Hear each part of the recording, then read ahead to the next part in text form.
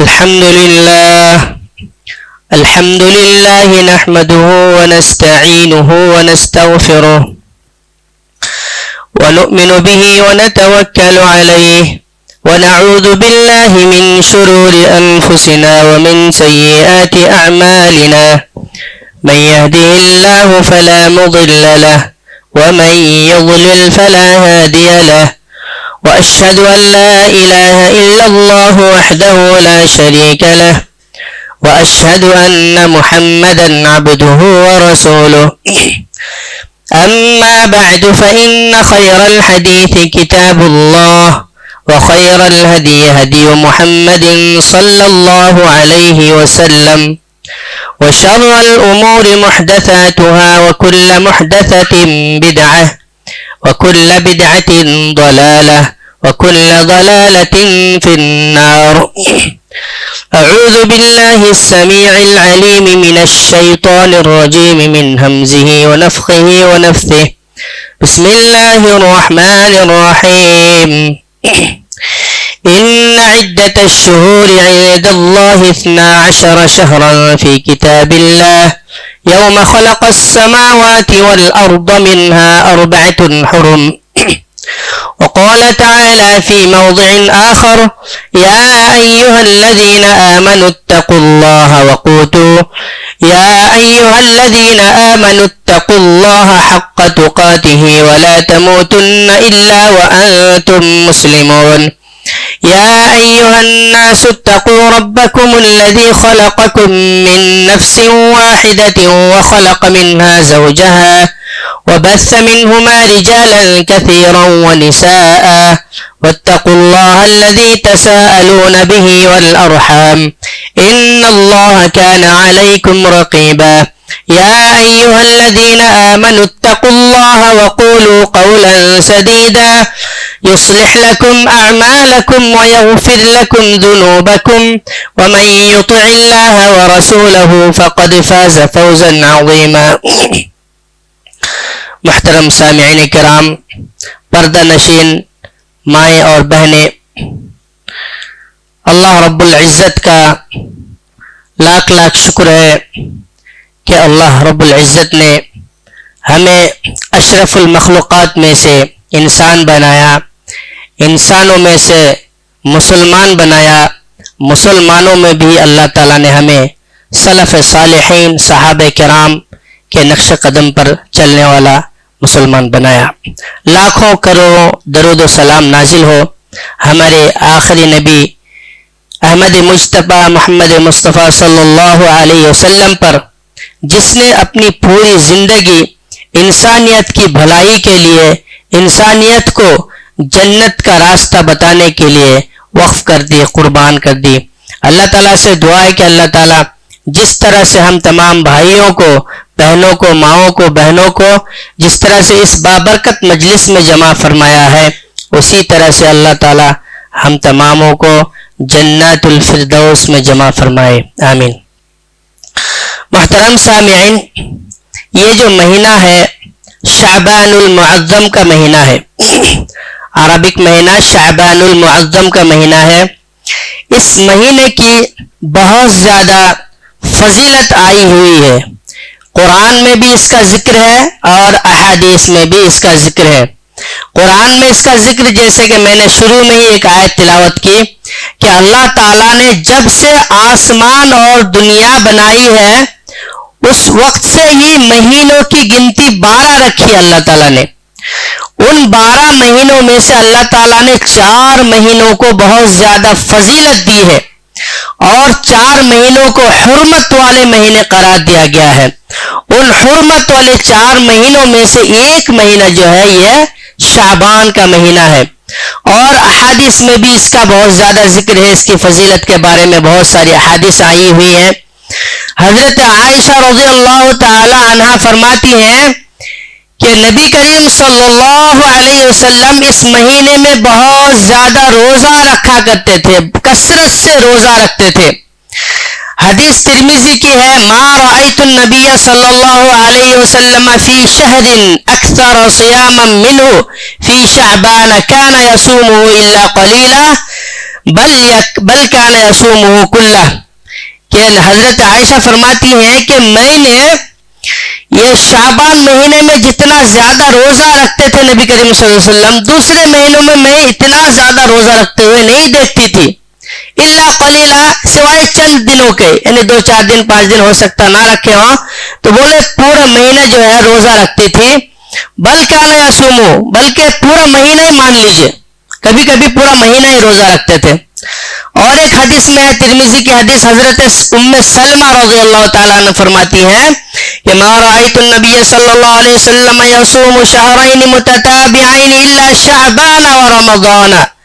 سبحان اللہ، نبی کریم صلی اللہ علیہ وسلم مسلسل کنٹینیوسلی 2 مہینے کے روزہ رکھتے تھے، اور وہ 2 مہینہ کون سا ہوا کرتا تھا؟ یہ شعبان کا مہینہ اور اس کے بعد آنے والا جو رمضان کا مہینہ، یہ 2 مہینہ مسلسل کنٹینیوسلی جو ہے روزہ رکھتے تھے۔ اب اس مہینے میں کثرت سے جو روزہ رکھتے تھے اس کی کیا وجہ ہے؟ کیوں نبی کریم صلی اللہ علیہ وسلم اتنا زیادہ روزہ رکھتے تھے؟ تو حضرت اسامہ بن زید رضی اللہ تعالی عنہ فرماتے ہیں، دریافت کرتے ہیں نبی سے کہ اللہ کے رسول، لم اراک تصوم من شہور من الشہور ما تصوم من شعبان، اے اللہ کے رسول دوسرے مہینوں میں آپ اتنا زیادہ روزہ نہیں رکھتے ہیں، اس مہینے میں کیوں اتنا زیادہ روزہ رکھتے؟ سوال کر دے، پوچھ لی کیا وجہ ہے، کیا ریزن ہے؟ تو نبی کریم صلی اللہ علیہ وسلم نے فرمایا، ذاک شہر یغفل الناس عنہ وہو شہر ترفع فیہ الاعمال الى رب العالمین واحب ان یرفع عملی وانا صائم۔ یہ جو ہے نسائی کی حدیث نمبر 201، کہ یہ ایسا مہینہ ہے کہ لوگ اس میں غفلت میں پڑے ہوئے رہتے ہیں، یعنی رمضان میں بہت زیادہ عبادت کر کے، بہت ایکٹیو ہو کے بہت جو ہے کثرت سے اعمال کرنے کے بعد 11 مہینہ گزر جاتا ہے، 10 مہینہ، تو 10 مہینے میں جو ہے بہت سست پڑ جاتے ہیں، اعمال نہیں کر کے، تہجد کی نمازیں نہیں پڑھ کے، قیام اللیل نہیں کر کے، روزہ نہیں رکھ کے، یہ 10 مہینہ جو ہے سست پڑ جاتے ہیں۔ پھر 11واں مہینہ جیسے شعبان کا شروع ہوتا ہے، اس میں بھی غفلت میں پڑے ہوئے رہتے ہیں کہ آنے والا رمضان کا مہینہ، اس میں ہمیں کیا کرنا چاہیے، کیسے شیڈول بنانا چاہیے، اس کے لیے قرآن کے لیے کتنا وقت دینا، کب جو ہے تہجد پڑھنا، جو ہے قیام اللیل، تراویح پڑھنا، یہ سارے جو شیڈول بنانا چاہیے وہ ساری چیزیں ذہن میں نہیں رہتے، غفلت میں پڑے ہوئے رہتے ہیں۔ اس لیے میں روزہ کثرت سے رکھتا ہوں تاکہ صحابہ کرام مجھے دیکھے اور وہ جو ہے ہوشیار ہو جائے، غفلت سے بیدار ہو جائے، پہلے سامنے آنے والا مہینہ جو رمضان کا ہے ہم اس کے لیے تیاری کرنا چاہیے۔ تو پہلی وجہ کیا بتایا؟ لوگوں کے غفلت سے بیدار کرنے کے لیے میں زیادہ روزہ رکھتا ہوں۔ دوسری وجہ جو بتایا وہ یہ ہے کہ اس مہینے میں لوگوں کے اعمال اللہ تعالیٰ کے دربار میں پیش ہوتا ہے۔ سال بھر میں آپ نے کیا کیا، کتنے اعمال کیے، کتنے گناہ کیے، کیا حرام کام کیے، کیا حلال کیے، سارے سالانہ اینول رپورٹ جو ہے آپ کے اعمال کے، وہ جو ہے اس مہینے میں پیش ہوتا اللہ کے حاضر میں، اللہ کے دربار میں۔ تو میں یہ چاہتا ہوں، اس بات کو پسند کرتا ہوں کہ جب میرا بھی نامہ اعمال میں، جب میرا بھی اعمال اللہ کے دربار میں پیش ہو تو میں روزہ کی حالت میں رہوں۔ سبحان اللہ، نبی، امام الانبیاء، نبیوں کے نبی، سارے گناہ معاف، اس کے باوجود بھی کیا خواہش کرتے ہمارے رسول؟ کیا خواہش کرتے کہ جب میرا نامہ اعمال پیش ہو اللہ کے دربار میں تو میں اس وقت روزے کی حالت میں رہوں۔ تو اس لیے جو ہے روزہ نبی کریم صلی اللہ علیہ وسلم اس مہینے میں کثرت سے رکھتے تھے۔ مذکورہ حدیث سے پتہ چلتا ہے کہ لوگوں کے اعمال جو ہے اینول ایک بار جو ہے شعبان کے مہینے میں پہنچتا ہے، لیکن دوسری حدیثوں سے پتہ چلتا ہے کہ ویکلی 2 بار، ہفتے میں بھی لوگوں کے اعمال جو اللہ کے دربار میں پیش ہوتے ہیں، ہفتے میں 2 بار۔ اس کی بھی حدیث ہے، مسلم شریف کی حدیث نمبر 1988 میں ہے کہ عن ابی ہریرہ رضی اللہ تعالی عنہ عن رسول اللہ صلی اللہ علیہ وسلم قال تعرض اعمال الناس في كل جمعة مرتين يوم الاثنين ويوم الخميس فيغفر لكل عبد مؤمن الا عبدا بينه وبين اخيه شحنا۔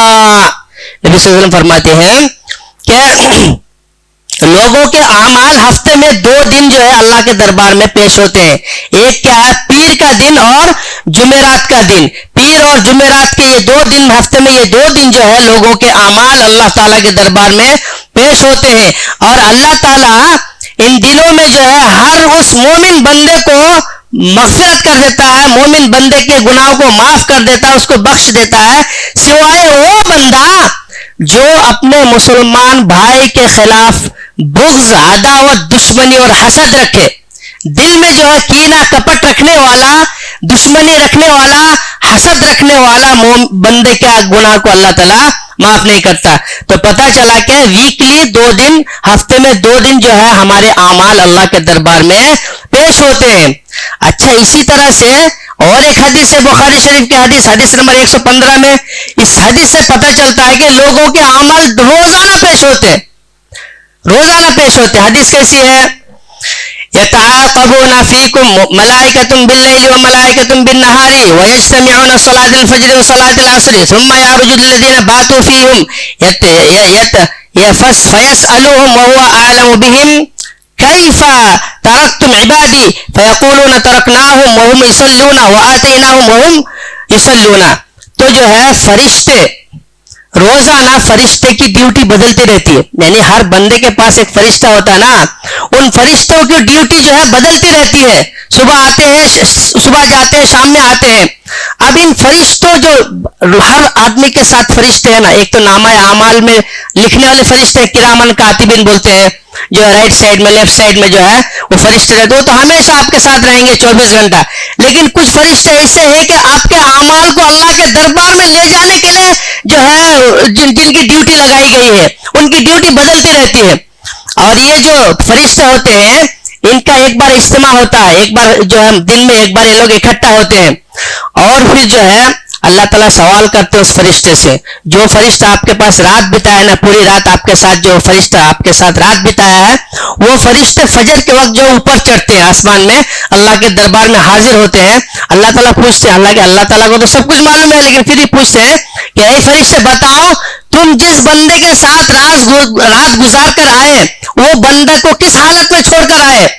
تو وہ کہے گا، یا اللہ میں نے تیرے بندے کو فجر کے وقت نماز کے حالت میں چھوڑ کر آیا، اور اتفاقاً دیکھے جب میں عصر کے وقت جب گیا ان کے پاس تو اس ٹائم بھی وہ عصر کی نماز پڑھ رہا تھا۔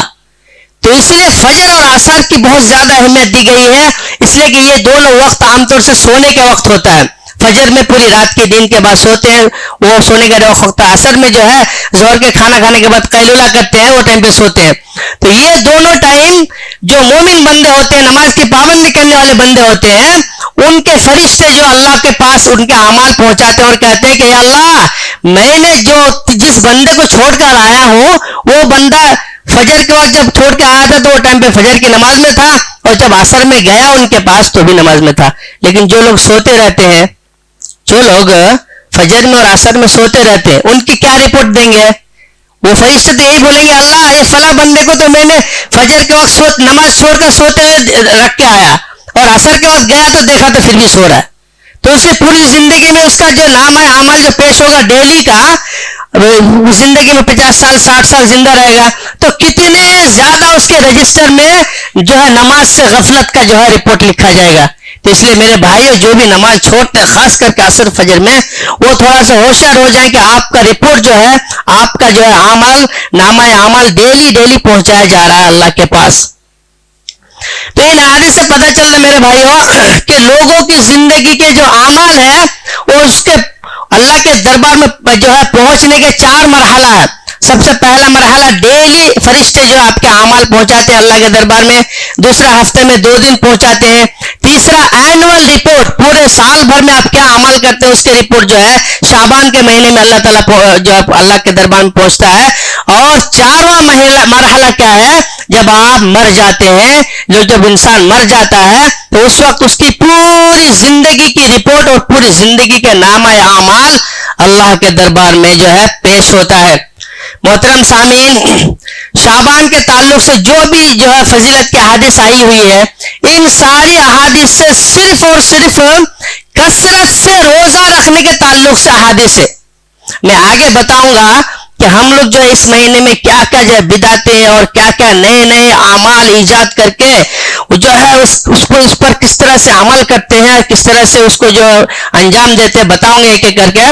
اور ایک حدیث ہے بخاری شریف کی حدیث نمبر 38 میں ہے. حضرت عائشہ رضی اللہ تعالیٰ نے فرماتی ہے کہ کان رسول اللہ صلی اللہ علیہ وسلم یصوم حتى نقول لا يفطر ويفطر حتى نقول لا يصوم فما رأيت رسول الله صلى الله عليه وسلم استكمل صيام شهر إلا رمضان وما رأيته أكثر صياما منه في شعبان. کہ حضرت عائشہ فرماتی ہے کہ نبی کریم صلی اللہ علیہ وسلم جب یہ شعبان کے مہینے میں روزہ رکھنے لگتے تھے تو ہم آپس میں کہتے تھے کہ شاید نبی صلی اللہ علیہ وسلم آپ ایک بھی روزہ نہیں چھوڑیں گے, پورا رکھیں گے. اس کے بعد جب چھوڑنا شروع کرتے تھے کبھی کبھی 2-3 دن, ایک دن 2-3 دن 4 دن, تو ہم کہنے لگتے تھے کہ شاید آپ نہیں رکھیں گے روزہ, اب جو ہے افطار میں رہیں گے. اور جو ہے کہتے ہیں کہ رمضان کے بعد جو ہے سب سے زیادہ روزہ جس مہینے میں نبی کریم صلی اللہ علیہ وسلم رکھتے تھے وہ جو ہے وہ شعبان کا مہینہ. تو میں نے اب تک جو بھی احادیث آپ لوگوں کے سامنے بیان کیے, ساری احادیث سے صرف ایک ہی بات واضح ہو رہی ہے, کیا کہ نبی کریم صلی اللہ علیہ وسلم کثرت سے روزہ رکھتے تھے. باقی کسی بھی طرح کا کوئی خاص عمل نبی کریم صلی اللہ علیہ وسلم کرتے تھے یا صحابہ کرام کرتے تھے, کسی بھی حدیث سے پتہ نہیں چلتا. صرف روزے کے تعلق سے آتا ہے کہ نبی کریم صلی اللہ علیہ وسلم جو ہے کثرت سے روزہ رکھتے تھے. صحابہ کرام کثرت سے یہ مہینے میں روزہ رکھتے تھے. روزہ کے علاوہ دوسرے کسی بھی خاص طریقے کا عمل جو ہے کسی بھی حدیث سے ثابت نہیں ہوتا. لیکن آج ہمارے معاشرے میں گن نہیں پائیں گے اتنے اعمال گڑھ لیے ہیں, اپنے طرف سے من مانی جو ہے حدیثیں ضعیف اور موضوع روایت بنا کر گھڑ کر اس مہینے کی فضیلت بتاتے ہیں. خاص کر کے اس مہینے میں ایک رات جو ہے شعبان کی 15ویں رات جس کو شب برات بھی کہتے ہیں. شب برات بولتے ہیں, شب کے معنی کیا ہے؟ رات. یہ کون سا لفظ ہے شب جو ہے؟ یہ فارسی کا لفظ ہے, عربی کا لفظ نہیں ہے. تو یہ لفظ ہی قرآن حدیث میں نہیں ہے تو اس پر عمل کیسے کر سکتے ہیں؟ اس کی فضیلت کیسے ظاہر ہو سکتی ہے؟ اس کو اگر عربی میں بولیں گے تو لیلۃ القدر آتا. شب برات اس کو عربی میں بنائیں گے تو لیلۃ البرات آتا. تو لیلۃ البرات کا لفظ بھی کہیں نہیں ہے قرآن حدیث میں, شب برات کا لفظ بھی کہیں قرآن حدیث میں نہیں ہے. لیلۃ البرات اس کو عربی میں بولیں گے تو بھی یہ لفظ کا کوئی جو ہے حدیث نہیں ہے, آیت نہیں ہے. تو پھر کیسے ہم اس رات میں جو ہے دنیا بھر کے اعمال کرتے ہیں؟ انشاءاللہ میں آپ کو بتاؤں گا ایک ایک کر کے کیا کیا اعمال جو ہے انجام دیے جاتے ہیں. سب سے پہلے کیا ہے, اس مہینے کے جو 15ویں شعبان جس کو شب برات کہتے ہیں, اس میں کیا کرتے ہیں؟ رات بھر جاگتے ہیں, قیام اللیل کرتے ہیں, قیام کرتے ہیں, نمازیں پڑھتے ہیں, نفل پڑھتے ہیں, تلاوت کرتے ہیں, عبادت دعا بہت کچھ کرتے ہیں, پوری رات جاگتے ہیں اور دن میں روزہ رکھتے ہیں. اس کا ثبوت کہیں سے بھی نہیں ملتا ہے کہ کوئی صحابہ کرام یا نبی کریم صلی اللہ علیہ وسلم جو ہے یہ 15ویں شعبان کی رات جاگے ہیں اور دن میں روزہ رکھے. کسی بھی حدیث سے ثابت نہیں ہے. جو بھی حدیث آپ لوگوں کے سامنے جو علماء دوسرے جو ہے, ایک حساب سے میں بڑی بات بولوں گا کہ جاہل عالم جس کو قرآن حدیث کا علم نہیں, آپ لوگوں کے سامنے جھوٹی حدیثیں بیان کر کر کے بولتے ہیں کہ اس رات کی بہت زیادہ فضیلت ہے, حالانکہ صحیح حدیث کہیں بھی آپ کو نہیں ملے گی اس رات کی فضیلت کے تعلق سے. دوسری بات کیا کہتے ہیں کہ یہ شب برات 15ویں رات میں جو ہے یہ قرآن نازل ہوا. اس کی دلیل کہاں سے لیتے ہیں؟ سورہ دخان کی ایک آیت ہے, اللہ تعالیٰ فرماتے ہیں انا انزلناہ فی لیلۃ مبارکہ, ہم نے اس قرآن کو لیلہ مبارکہ یعنی بابرکت رات میں نازل کی. تو کہتے ہیں بابرکت رات یہی رات ہے جی, یہ بابرکت رات جو ہے یہی شب برات کی رات ہے. حالانکہ لیلۃ مبارکہ مطلب بابرکت رات. اب کون سی رات ہے ہمیں واضح نہیں پتہ چلتا. اب اس کو پتہ چلانے کے لیے کیا کرنا؟ یا تو قرآن کی دوسری آیتیں تلاش کرنا یا احادیث تلاش کرنا. تو جب قرآن کی دوسری آیت تلاش کرتے ہیں تو سورۃ القدر میں مل جاتا ہے کیا, انا انزلناہ فی لیلۃ القدر, ہم نے اس قرآن کو لیلۃ القدر میں نازل کیا.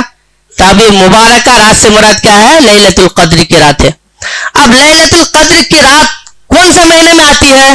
بچے کو بھی پوچھیں گے تو بتا دیں گے یہ رمضان کے مہینے میں لیلۃ القدر کی رات آتی ہے. اچھا, اس سے اگر آپ مان بھی لیں کہ نہیں یہ لیلۃ القدر یہی رات ہے, شب برات ہے, یعنی شعبان کے مہینے میں لیلۃ القدر کی رات آتی ہے, تو تیسری جگہ ہم دیکھتے ہیں سورہ بقرہ میں شہر رمضان الذی انزل فیہ القرآن, یہ رمضان کا مہینہ وہ مہینہ ہے جس میں ہم نے قرآن کو نازل کیا. تو واضح ہو گیا کہ قرآن کون سے مہینے میں نازل ہوا؟ رمضان کے مہینے میں. پھر رمضان کے مہینے میں کون سی رات میں نازل ہوئی؟ طاق راتوں میں نازل ہوئی. تو واضح طور پر قرآن سے پتہ چل رہا ہے کہ قرآن کس مہینے میں نازل ہوا؟ رمضان کے مہینے میں. لیکن یہ جو ہے جاہل علماء جو دوسری جگہوں میں جو ہے لوگوں کو گمراہ کرتے ہیں اور بتاتے ہیں کہ شب برات میں قرآن نازل ہوا اور پوری رات جاگ جاگ کر جو ہے عبادت کرتے ہیں، جس کا کوئی ثبوت نہیں. تیسری چیز کیا ہے؟ اس رات میں بولتے ہیں کہ اللہ آسمان دنیا کی طرف نازل ہو کر جو ہے لوگوں کو بولتے ہیں کہ کون ہے جو دعا کرنے والا، میں اس کی دعا قبول کروں گا. کون ہے مغفرت چاہنے والا جس کی میں مغفرت کروں. کون ہے جو ہے اپنی پریشانی حاجت جو ہے پوچھنے والا مانگنے والا، میں اس کی دعا کو قبول کروں. اس طرح سے یہ حدیث جو ہے اس رات میں لا کے فٹ کرتے ہیں.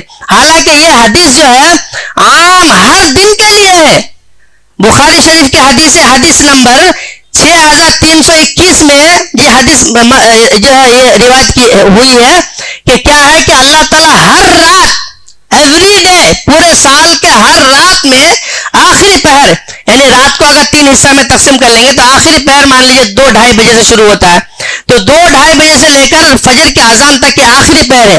اس ٹائم میں اللہ تعالیٰ خود نزول فرماتا ہے آسمان دنیا کی طرف. جو آسمان دنیا بولے تو جو آسمان ہم لوگ دیکھ رہے ہیں نا اس کو آسمان دنیا کہا جاتا ہے. جو آسمان ہم دیکھ رہے ہیں اس آسمان میں اللہ تعالیٰ نازل فرماتا ہے. کہاں سے؟ عرش سے اتر کر یہاں پر نازل فرما کر لوگوں کو منادی کراتا ہے کہ کون دعا کرنے والا میں دعا قبول کروں گا، کون مغفرت چاہنے والا میں مغفرت کروں گا، کون کس کی کیا حاجت ہے جو مانگنے والا طلب کرنے والا میں اس کو دوں گا. تو اس حدیث کو کہاں فٹ کر دیا؟ شب برات کی رات میں فٹ کر کے اس رات میں پوری رات عبادت. تو اس طرح سے یہ بھی غلط چیز ہے. چاروں عبادت، چارواں کام کیا کرتے ہیں، عمل کیا کرتے ہیں اس رات میں؟ صلاۃ الالفیہ بول کے ایک نماز پڑھتے ہیں. صلاۃ الالفیہ 1000 رکعت والی نماز، نہیں 100 رکعت والی نماز. صلاۃ الالفیہ مطلب 100 رکعت والی نماز. یہ پتہ نہیں کہاں سے ان لوگوں کو مل گیا، قرآن میں بھی نہیں، حدیث میں بھی نہیں کہ 100 رکعت پڑھتے ہیں اس رات میں، اور ہر رکعت میں سورۃ الفاتحہ کے بعد 10 بار قل هو اللہ پڑھتے ہیں. اور اس کی فضیلت کیا بیان کرتے ہیں؟ سبحان اللہ کرتے ہیں کہ ہر حاجت پوری ہوگی اس نماز کو پڑھنے سے. اور جس کا نام لوح محفوظ بولے تو اللہ کے پاس جو رجسٹر ہے لوح محفوظ میں، اگر اس کا نام بدبخت میں لکھا ہوا ہو، یعنی اس کا نام اگر جہنمی میں لکھا ہوا ہو، تو اگر یہ نماز پڑھے گا 100 رکعت تو اس کا نام اس لسٹ سے کاٹ کر جو ہے جنتی کے لسٹ میں کر دیا جائے گا. یہ فضیلت بتاتے ہیں. اور جو ہے آئندہ 1 سال تک بولتا کوئی بھی گناہ کرے کوئی اثر نہیں ہوگا، یعنی اس کا گناہ لکھا ہی نہیں جائے گا. یہ کیسی بات ہے؟ یعنی جو بھی مرضی گناہ کر لو لکھا ہی نہیں جائے گا بولتے. تو اس طرح سے فضیلتیں، جھوٹی حدیثوں کو لے کر فضیلتیں بتا کر لوگوں کو جو ہے گمراہ کرتے ہیں اور بیجا جو انرجی صرف کراتے ہیں، طاقت اور ٹائم ویسٹ کراتے ہیں. اس کی کوئی اشارہ تک بھی نہیں ملتا قرآن اور حدیث میں کہ 100 رکعت پڑھو، ہر رکعت میں سورہ فاتحہ کے بعد 10 بار قل اللہ احد پڑھو. اور 5ویں بدعت کیا کرتے ہیں؟ اس رات کو خاص کر کے سورہ یاسین کی کثرت سے تلاوت کرتے ہیں. یہ بھی کہاں سے مل گیا معلوم نہیں، ضعیف اور موضوع روایت. 6واں کام کیا کرتے ہیں؟ اس رات میں قبرستان جاتے ہیں بہت دھوم دھام سے. اور قبرستان ایسے جاتے معلوم ہو رہا کسی کی شادی کی بارات جا رہا ہے، یعنی جو ہے لائٹیں اور خوشبوئیں اور پھول اور مالے اور چادر ایسے نہیں ہوئی بولتا نا، شادی میں جیسے خوشی مناتے ویسے سما رہتا ہے. حالانکہ قبرستان کی زیارت کیسے کرنا چاہیے؟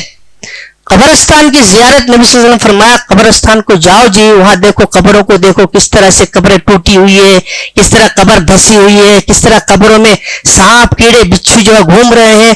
تم کو بھی ایک دن اس جگہ میں جانا ہے. قبرستان کی زیارت کرو تاکہ تم آخرت کو یاد کرو، موت کو یاد کرو، اور دنیا کی جو ہے عیش پرستی، دنیا کی عیش و آرام کو جو بھول جاؤ. دنیا میں جو دنیا کے پیچھے جو بھاگ رہے ہو، کمائی کمائی، پیسہ پیسہ، عالی شان بنگلوں میں رہتے ہو اور لگژری ہوٹل جو ہے مکان بنا کر رہتے ہو، یہ ساری چیزوں کو بھلانے کے لیے قبر کی زیارت کافی ہے. لیکن قبر کی زیارت ٹوٹی پھوٹی قبروں کو اندھیری جگہ میں رات کے وقت جائیے جہاں سناٹا ہو، اندھیرا ہو، چاروں طرف جو چوڑیوں کی اور جو ہے خوفناک جانوروں کی بھی آواز آتی ہے، وہی سے زیارت کریں گے تو فائدہ ہے. آپ پہلے سے راستہ صاف کر کے ریڈ قالین بچھا کر اور لائٹیں بتی جلا کر قبروں کو صاف ستھرا کر کے اور مرمت کر کے جو اس کو چونا گچ کر کے اس میں چادر چڑھا کے چاروں طرف پھول، آپ ایسے معلوم ہو رہا ہے کسی شادی محل میں آ گئے تو کہاں سے آپ کو یہ موت یاد آئے گی؟ آپ تو سوچیں گے اتنی اچھی جگہ ہے نا، ہم بھی کب آئیں گے بول کے خواہش کرے گا. تو قبر کی زیارت کا مقصد نبی نے اسے بتایا، لیکن ہم اس پورے مقصد کو بالکل برباد کر دے رہے ہیں.